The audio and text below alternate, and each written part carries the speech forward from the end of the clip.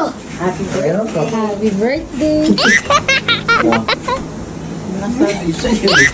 Ano? Diba? Diba? Tino mo.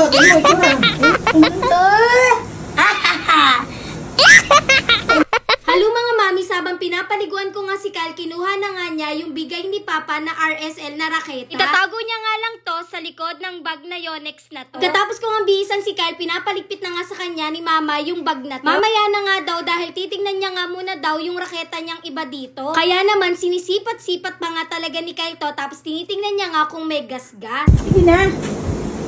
Ligpitin mo na daw yan. Hindi ko liligpitin yan, baka wala. Ano to? Happy birthday. Happy birthday. Ano? Nasabi sa'yo. Ano? Diba? Diba? Tuwang-tuwa nga si Kyle at nangiyak-ngiyak. Paano daw ba naman kasi gustong-gusto niya nga tong RSL na to? Kaya naman nilapitan at kinis at nag-thank you nga kaagad siya kay Papa. Hindi nga talaga expect ni Kyle na ibibigay nga sa kanya kaagad to dahil bukas pa nga talaga yung birthday niya. Kaya naman talagang gulat na gulat nga tong si Kyle. Binuksan at tinignan niya na nga kaagad to. Thank you, Papa. Yes. Tupad yung O, lalagyan na lang na ano yan. string. Happy? Yes. Yes, bagong version. Happy ko sa'yo. Happy birthday. Thank you, Mama. Wow. Wow, may ampaw pa yan. Una nga tinignan talaga ni Kyle yung ampaw. Ang sabi nga namin, basahin muna yung sulat. Diyos ko po. Happy birthday, anak. Mag-aral mabuti at huwag matigas ang ulo mo. Ingat ka palagi. Happy birthday. Uli, love you. Mahal ka namin ni Papa. Thank you po.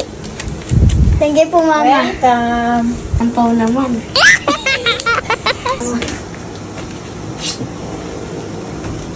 Ay, Jollibee.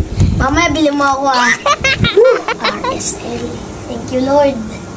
Ito talaga pinakapangarap ko, Matagal na talagang sinabi sa kanya yan ni Papa pero hindi nga alam ni Kyle kung kailan ibibigay. Pero nagulat nga siya dahil bukas pa nga yung birthday niya at meron na nga kagad siyang bagong raketa. Nagulat nga ako dahil inayos nga dito at kinuha yung cellphone niya at pinicturean ka agad. Nakakatuwa nga dahil marunong nang mag-picture at marunong na talagang mag-post yang si Kyle.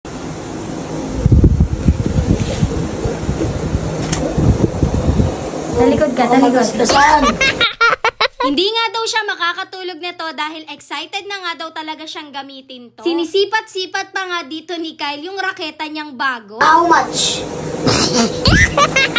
Abay, tinanong na nga lang bigla kay Papa kung magkano daw ba yung bili dito. Diyos ko po. Tinry na nga din niya to pero tignan nyo naman kung ano-ano nga yung pinagagawa dito ni Kyle. Ben, kinakabahan ako. Baka makasigasan. Yun lang. Thanks for watching. Bye-bye.